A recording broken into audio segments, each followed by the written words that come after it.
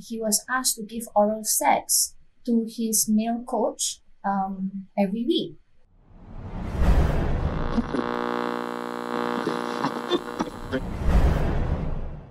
Hai, Assalamualaikum, selamat petang semua pada fans-fans Harimau Melaya. Hari ni eksklusif sekali lagi kita bawakan untuk anda. Boleh katakan ini macam podcast lah, sembang santai macam biasa. Selalunya ada atlet, ada jurulatih, ada fans juga. More spesifik pasal bola selalunya. Kebanyakan atlet-atlet ataupun player-player selalunya pemain bola. Tu hari ni aku rasa first time bekas Atlet Gimrama. Dan dia juga adalah pemenang Komanwel 1998 emas dan juga pemenang Sukan SEA 2001 emas juga. So memang power lah guys. So ini dia iaitu Sarina Sundara Rajah. So I call you Sarina. Sarina. Okay, terima kasih sudah datang untuk lepak-lepak kita orang. Banyak benda nak cerita ni. Terima kasih. So untuk permulaan ni mungkin Sarina boleh kenalkan dulu dan apa aktiviti sekarang yang tengah buat ni selepas dah bersara. Bersara ni sudah lama dah. Mungkin ada lah tahu. Okay, so sekarang saya memang sibuk sebab saya I run a rhythmic gymnastics club. So saya memang ajar Sukan Gimrama untuk budak-budak perempuan. So gymnast saya as young as 3 years old sampai 17. So itu since I retired, I dah buka dah club Gimrama. So maksudnya dah lama kan? Dah lama dah. 2004. Yes, 2004 saya sudah coaching. So selain daripada coaching dengan ada kelab sendiri, apa lagi aktiviti lain yang mungkin boleh bersedia? Selain coaching dan Safe Sport. So sekarang saya memang sibuk untuk advocate untuk Safe Sport supaya Kementerian Belia dan Sukan akan enact the Safe Sport Act ataupun Akta Sukan Selamat. Okay, mungkin boleh share dulu apa itu Safe Sport lah daripada pihak Sarina. So Safe Sport sebenarnya ialah is to promote a safe sporting environment for every participant. So maksudnya bukan untuk atlet saja. We're talking about coaches, administrators, parents, volunteers, siapa-siapa yang dalam sukan is part of Safe Sport. So pada permulaannya kenapa macam Sarina sendiri untuk menumbuhkan benda Safe Sport ni dan memperjuangkan benda ni semua? Sebenarnya dah lama dah, dah 4 tahun dah saya, I've been lobbying and talking about Safe Sport. And Safe Sport is, so when we talk about safe sporting environment, that means it's free from, abuse in terms of physical, psychological, sexual and also neglect. So that is Safe Sport. And then, kenapa? Sebab semasa saya berlatih, masa tu I wasn't very aware sebab benda macam ni memang berlaku, tapi sebab kita muda, sebab ahli sukan Gimrama kan, mereka memang muda-muda. So kita memang tak ada education, tak ada awareness. So kita tak tahu sama ada benda tu berlaku, dan kalau berlaku macam mana kita boleh overcome. Where do we go to? What is the reporting mechanism? Is this right or wrong? Kita tak tahu. Tapi in your gut feel is like, benda ni macam tak sepatutnya berlaku. So macam mana? So now looking back, saya tengok banyak perkara macam ni masih berlaku sebab in the media you hear some of the stories being highlighted. For instance, the 2017 yang case logo dalam sukan diving, and then you hear about the motorsport, you hear about the ultra run, marathon, you hear about the volleyball incident, banyak lagi. Dan also some of my friends last year,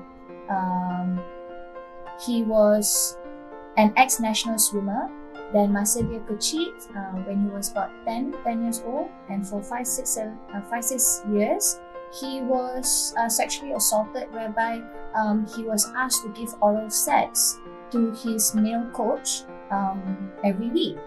So dia bukan seorang je, memang ramai orang.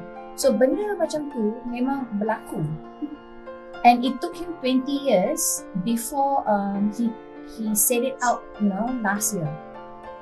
Baru last year he filed a police report, baru he came forward. So benda macam ni memang dah berlaku dah berapa tahun dah, like 20-30 years ago, tapi masih tak ada apa-apa tindakan. So that's why atas sukan selamat. Macam Sarina dulu pun saya pernah terdengar yang Sarina sendiri pun macam ada pengalaman buruk waktu umur 14 tahun. So adakah itu adalah sebab-sebab salah satu kenapa Sarina tubuhkan sport Malaysia ni, tubuhkan Safe Sport ni? Safe Sport, yes. Untuk the main goal of Safe Sport Malaysia is to actually number one is to educate and bring more awareness about what Safe Sport is all about and how we, all of us, we don't have to be part of sports, but we all have a role to play in helping to, ensure that sports is safe. And then, besides awareness, then is education. So, matlamat kami ialah untuk memberikan, training Safe Sport untuk semua yang dalam sukan. And then also is to lobby for the Safe Sport Act. So that is the objective of kita punya organisation. Mungkin Sarina sendiri kalau tak keberatan, boleh tak ceritakan apa yang berlaku waktu Sarina umur 14 tahun? Saya tahu benda tu berlaku di dalam camp sukan time tu kan? Tapi to talk about what happened to me kan, is nothing compared to what happened to a lot of my friends. I mean, what happened to me was, yes, it happened during a sports camp. Like, so semua sukan akan berada dalam satu camp untuk 1 minggu dengan sukan-sukan lain. So then there was one activity like kita main kite. So then there was one guy sebelah saya who suruh saya reach out for the kite yang diletak on his private part. So and this was in front of so many people. Dan saya pun okay, saya rasa memang yang ni tak patut lah. Tapi dia memang berani dan he's so much more older kan. So saya pun tak tahu apa nak buat. So I just ignore lah, itu je. Tapi there's so many other things, and then when I tell you about what happens to my friends, benda macam tu masih berlaku. Like what I mentioned about my the ex-national swimmer. Sebab mungkin kejadian ni bila kita baca bukan kat Malaysia saja, di luar negara pun ada juga kan. Adakah mungkin nak kata zaman social media sekarang ni mungkin remaja-remaja lah, ambil remaja, golongan remaja atlet, mungkin diorang dah aware. Tapi bila benda tu berlaku kat diorang macam you cakap, diorang tak berani suarakan sebab dah ada terms dalam maybe kontrak ke apa ke. Mungkin salah satu faktor juga tak dibenarkan bersuara. Betul tau Jam, sebab sekarang kalau you ikut Canada kan, so they have this movement that is the Gymnastics for Change Canada. So mereka ada banyak case, it's not only gymnastics, dalam hockey, soccer, so it's it's not just happening in Malaysia lah. But in Canada now, the movement is so strong sebab mereka ada ramai athletes, sama ada dia bekas ataupun semasa kan, and they are coming together. So the solidarity and the spirit of them coming together to make a change ada. Tapi kat sini Malaysia ramai orang yang memang support Safe Sport, tapi mereka takut untuk bersuara sebab it could be social media, sebab dalam contract they probably have a clause that says that okay, you cannot speak up against something in the social media, and even if they do, then there is always some retaliation that can be taken against them lah. And dalam sukan, it can be, let's say, you 3 jam training, you 2 jam training. Okay, you boleh selected untuk competition ni, you tak selected. So perkara kecil macam ni pun, it makes a lot of difference in athlete's career. And athlete's career kan, dia memang pendek. So every day, every minute memang it's important. Sebab contoh kalau I tak pasti, mungkin kat Malaysia ni ada yang berani, ada tak berani, tapi I tak sure ada tak yang seberani macam Sarina sendiri. Mungkin kalau atlet-atlet lain tu sebabkan diorang dah salah satu faktor diorang tak berani suarakan, dan Sarina sendiri yang nak berjuangkanlah benda ni sebenarnya, betul tak? Saya berharap Macam Sarina tadi kata yang bukan je pasal kan dia ada 5 benda bukan pasal seksual saja, benda-benda lain jugalah yang melibatkan sukan. Betul tak? Maksudnya Sarina memperjuangkan benda ni lah. Maksudnya kalau atlet lain tak berani nak bersuara tu. So Sarina tolong suarakan untuk diorang. I mean, I'm in a position whereby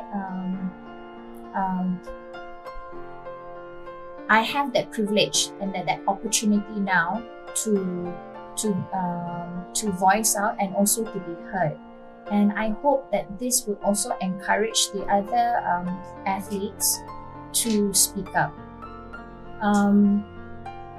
Sebab kalau kita if we don't come together, then memang susah untuk to make a change.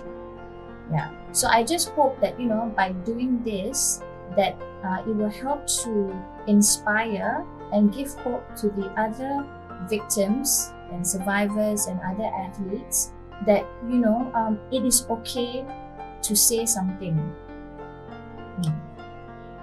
Kalau macam contoh saya terbaca kat Netflix kan yang ada Atlet A, yes. Okay. Yes.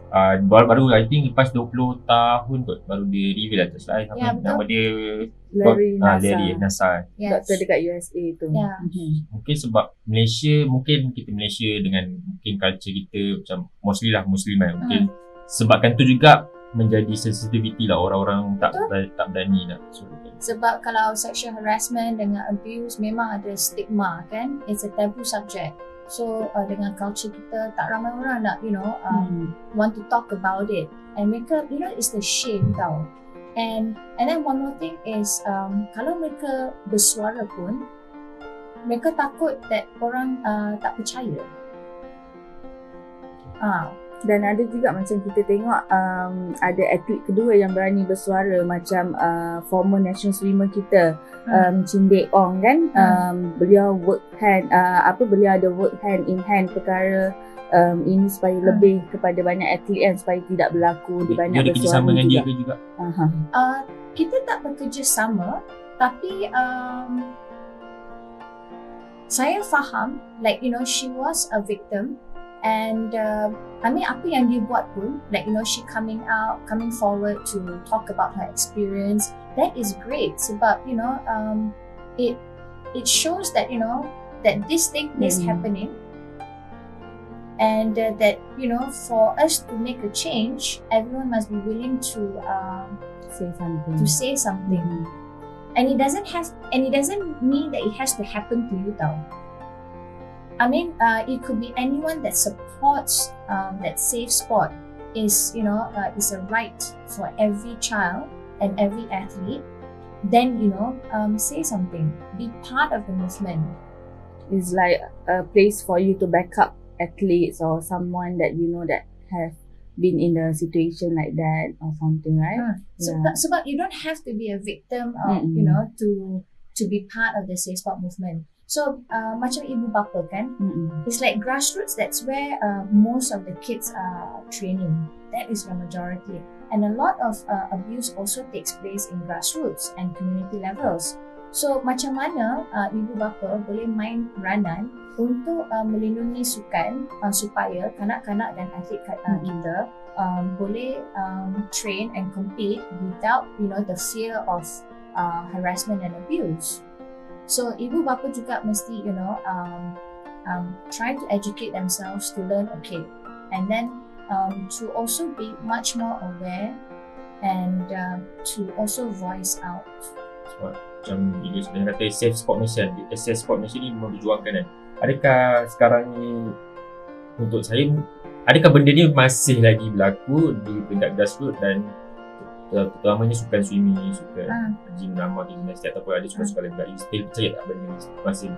So last year kita ada KBS melalui IRIS, mereka telah melakukan satu survey.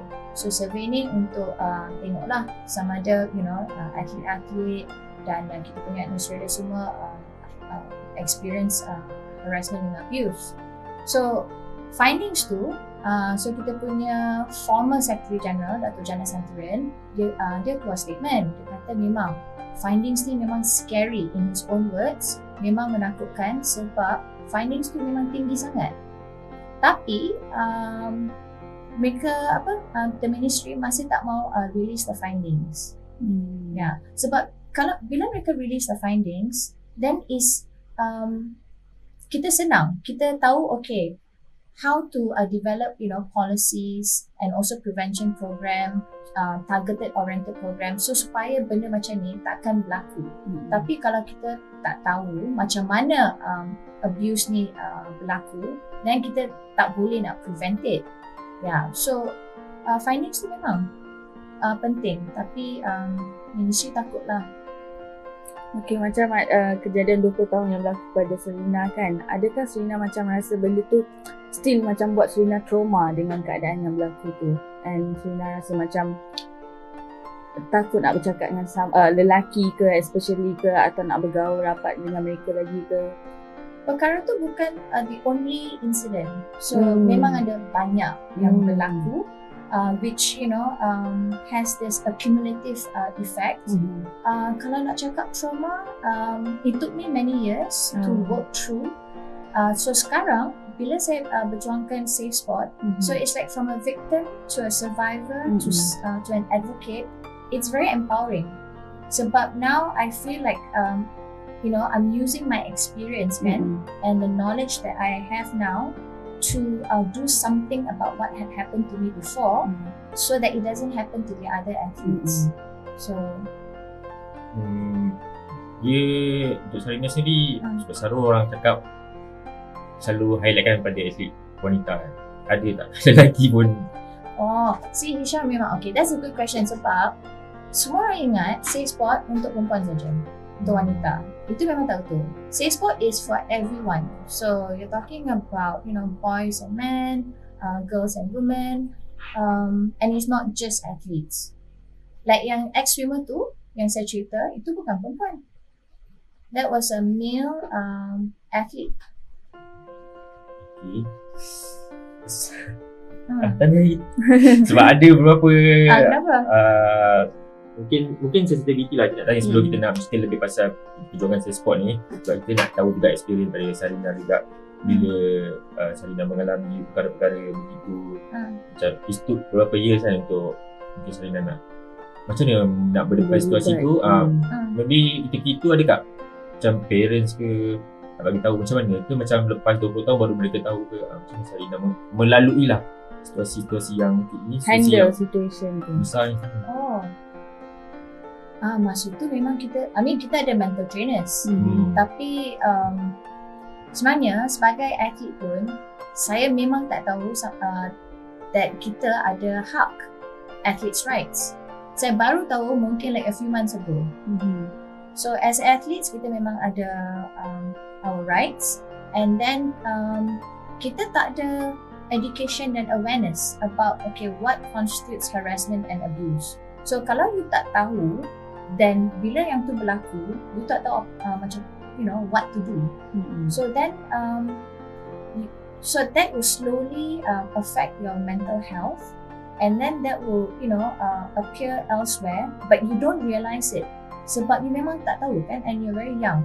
And ibu bapa saya pun bukan sports people, so mereka pun sibuk bekerja.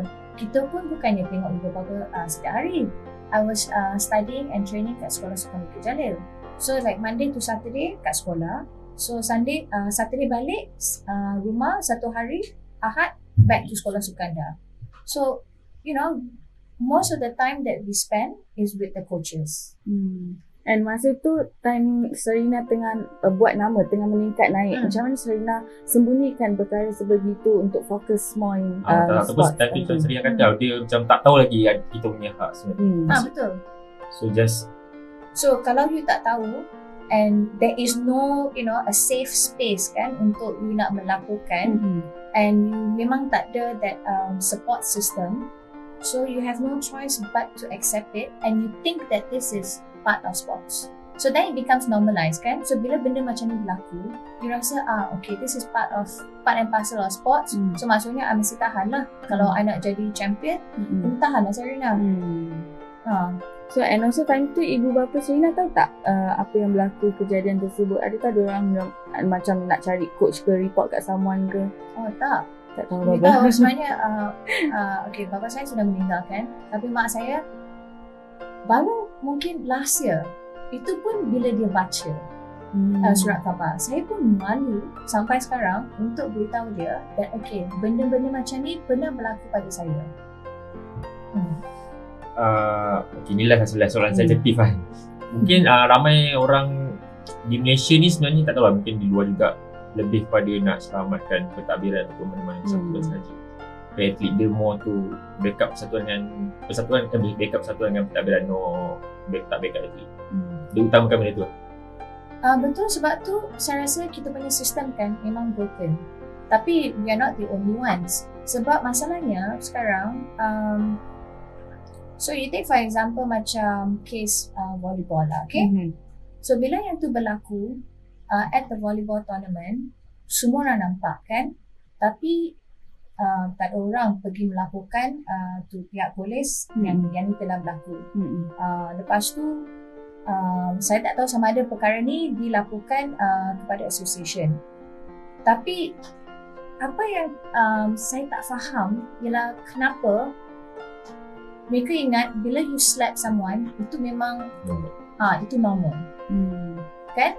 So yang ni masalah leadership juga. Leadership pun mesti berkata like okay, yang ni memang cannot accept. Kan? So bila dia viral saja, then only the association akan ambil tindakan. Okay, so they revoke the license. Tapi sama ada proses tu transparent, ada accountability, sama ada dia is an independent, sama ada hak-hak budak tu dilindungi dan dijaga, sama ada budak tu as a whole team, mereka ada counselling session, what is going to happen after this, sama ada jurulatih yang lagi satu tu dalam video tu kan, tindakan akan diambil juga ke tak. Sebab dia tengok dia tak buat apa-apa kan. Dia tengok dia tak buat apa-apa. So masalah ni is the system kan. Sebab the first thing when it happens, people are thinking the reputation of the sport and the reputation of the organisation. Tapi adakah the first thing is like, how are the girls doing? You know, are they okay? What can we do for them? Boleh minum, jangan tertakut. Okay, No. bila Sarina cakap macam tak ada rights, tak ada benda yang mungkin tak ada bukti, tak ada macamnya kod tu kan. So bila saya dapat tahu yang kementerian sebelum ni dah macam dah approve kan, dah the kod Sukan Selamat dah cuba nak membawa ke parlimen, tapi macam mana dengan cadangan tu sekarang ni bila dah tukar pentadbiran pula dengan kementerian yang baru? So sebenarnya last year masa Datuk Seri Ahmad Faizal Azumur, so dia sudah agree, okay, saya akan table the Safe Sport Act di Parlimen bulan Disember. So then election bulan November, then tak jadilah. Tapi sebelum tu memang selepas survey tu memang Safe Sport Code tu dibincangkan that okay, that will be the first interim measure lah, because it's going to be it's like a keystone of the act. So kita buat yang tu dulu. So sepatutnya we're supposed to launch it in December. So sekarang this new administration kata March. Okay. Tapi kod tu memang tak cukup sebab dia tak ada enforcement. Dia punya enforcement is based on the current existing laws. So kita punya existing laws memang tak cukup sebab mereka bukan sport centric. So ada banyak sports offences kan yang doesn't fall under the existing laws. So untuk victims, untuk cari new remedies kan, like you know macam compensation macam tu susah sebab memang tak ada laws that covers the sports offences. So sebab tu kita nak adakan atas Sukan Selamat yang spesifik. So apa yang you dengar dalam media dan apa yang berlaku dalam survey tu akan dapat ditangani lah.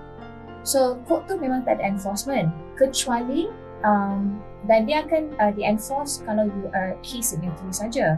Tapi saya tanya dulu, kita ada banyak levels dalam sukan kan. Kita ada komuniti, kita ada grassroots, kita ada private sector semua. So macam mana kita nak enforce safe sport macam tu?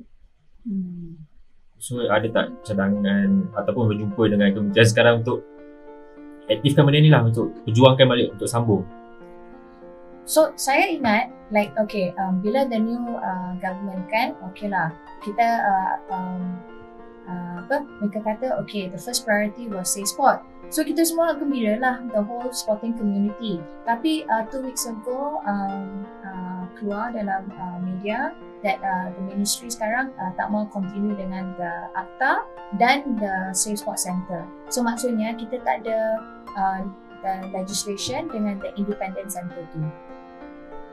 So, kalau untuk sekarang ni macam Sarina sendiri memperjuangkan kan, so apa the next step yang nak bagi, mungkin salah satu faktor memberi kesedaran lah, bukan yang melibatkan sukan lah. So apa Sarina punya next plan lah untuk benda ni?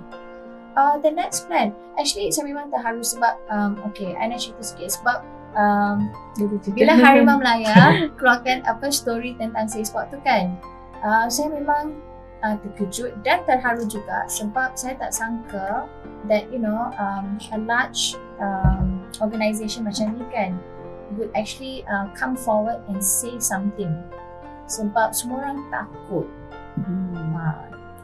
So and sebab tu juga ramai grassroots club sekarang they're coming forward and they say okay, you know kita nak safe sport dalam club kita macam mana.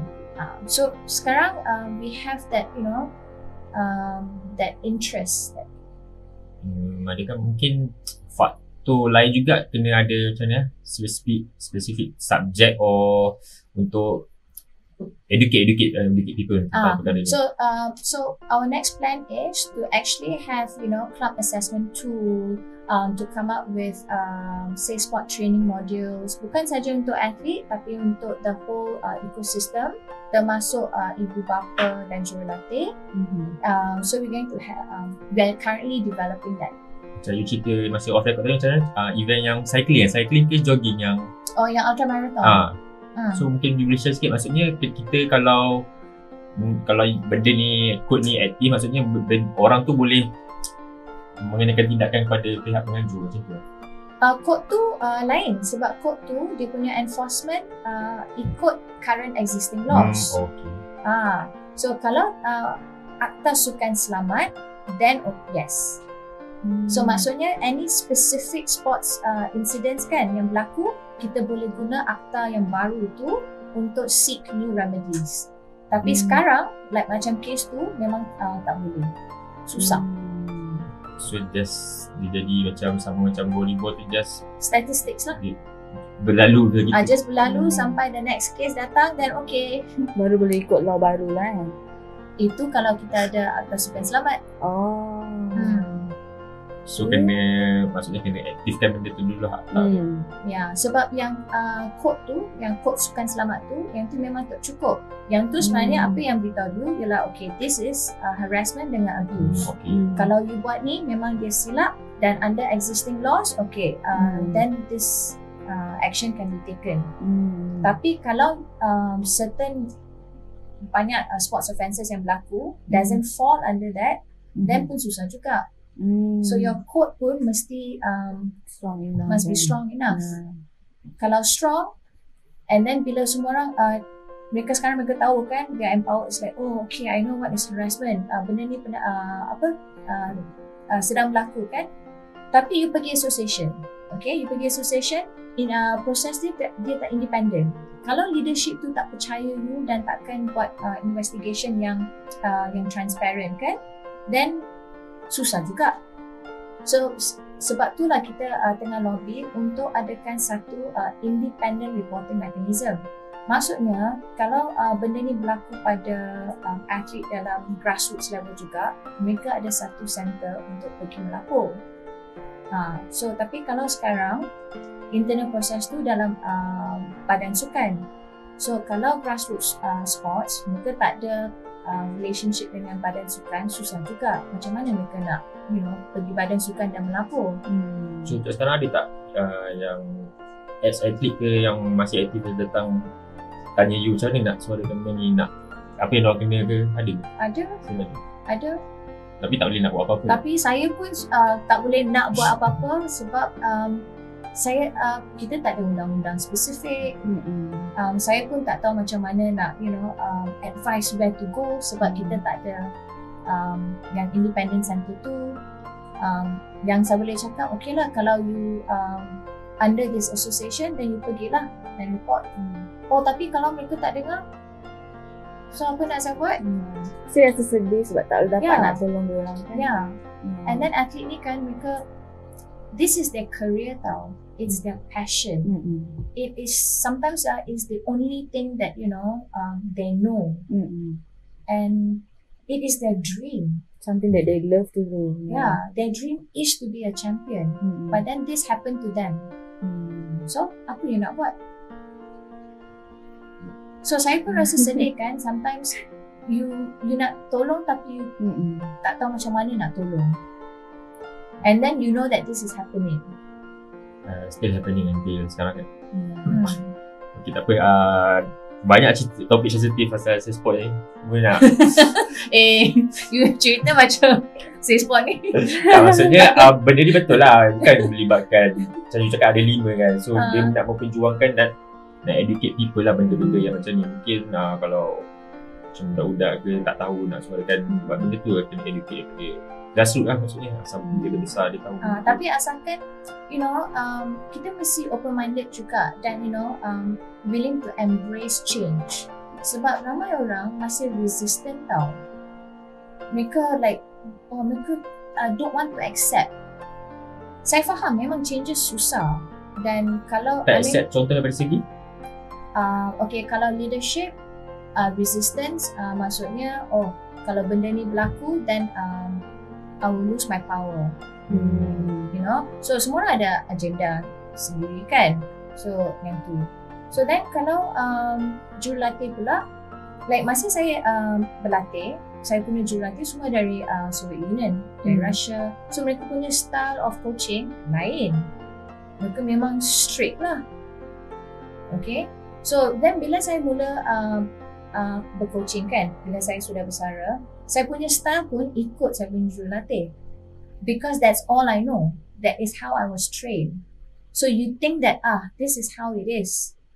So then, after some time, bila sports begin to evolve, and then you have to adapt with change. Then you have to learn. You have to educate and see, okay, what are the new approaches that you need to learn and adapt supaya you can make sure that your sporting environment is safe, not only from abuse but also from psychological harm, supaya budak-budak enjoy. That is the main thing. So masa saya dulu start coaching, saya semangat tau nak just want to boom champions saja. So it's all about perfection. But now I've changed because of Safe Sport, because now I understand sports is all about enjoying sports, about having fun. And then once you have fun, once sports is safe and you begin to have fun, and then you become lagi bagus kan, you thrive. And that's how you thrive to become a champion.